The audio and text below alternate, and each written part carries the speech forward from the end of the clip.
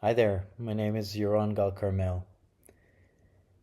And for most of my life, I've been in a career that is of structural integration. And structural integration is manual therapy. And in its protocol of treatments, it is attempting to bring the physical human body back into a vertical axis. Since gravity is here to pull us down all the time, the best way to interact with gravity is to know where your center is, to know where gravity is pulling you towards.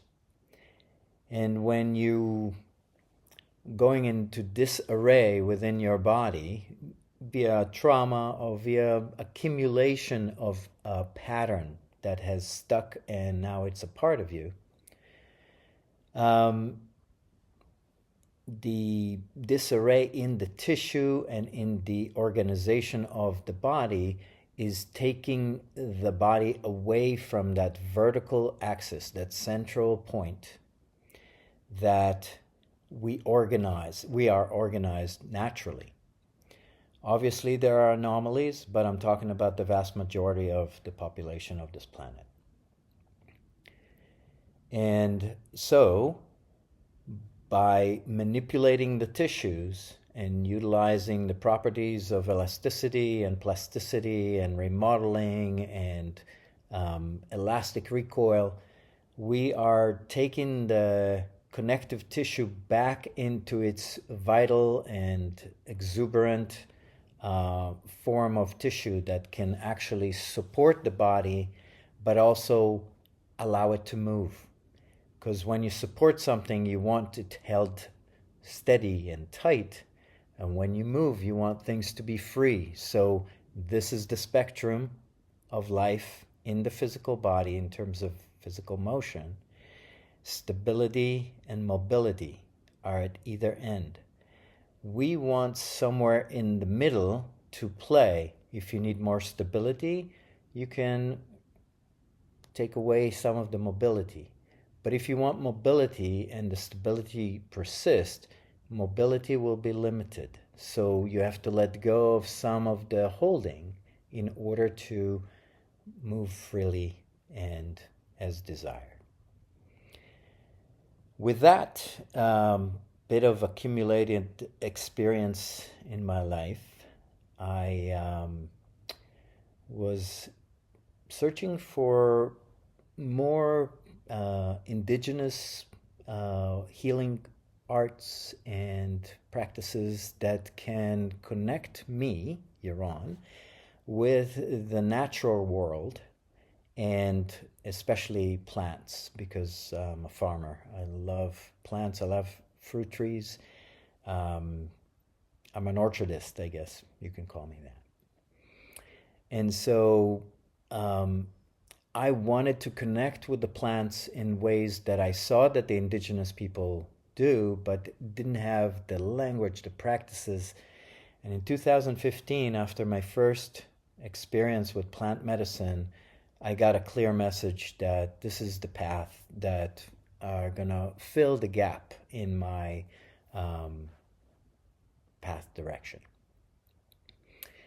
And endeavoring into the shamanic world of mostly the Americas and South America, I've come across a mystery school based in North Carolina that is called the Eagle Condor Council. And I've done 2 intensives of their school, and recently I've finished a teacher training where in this school we endeavor to share the cosmology and the practices of Andean Keros, the people of the Andes in Peru. And their practices are of a reciprocal relationship with the natural world and the cosmology, of course. So they are not considering this life as solely physical. They are considering this life as a mixture of physical and spiritual. So they commune with entities that are embodied in mountains and rivers and caves and the earth and different locations on their land.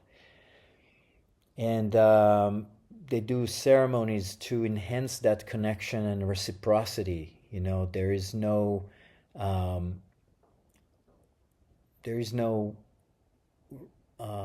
harm done to a process of receiving and giving if it's equal. If it is not equal, again, we have two extremes of a spectrum. One is clenched tight and one is widely open. And you can't have both work well unless you find a dance to allow them to work well. And we are at the cusp of the last dance on this planet. We have maxed out its resources. We decimated enormous amount of natural habitat and life. And we are destroying it not only now, but for future generations if there is a chance that they will thrive on this planet. That is the message that is at the core of the Kairos and the core of the prophecy of the Condor and the Eagle flying together to bring this beautiful planet.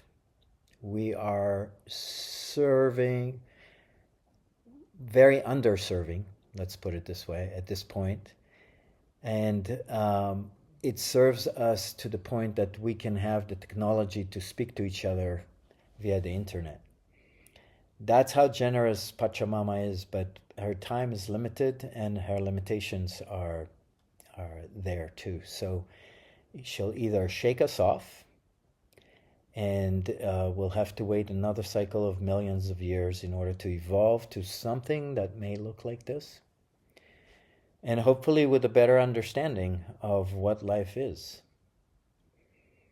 Or we'll be able to save the little bit that is left and maybe build on that a model that can sustain itself and sustain us at the same time.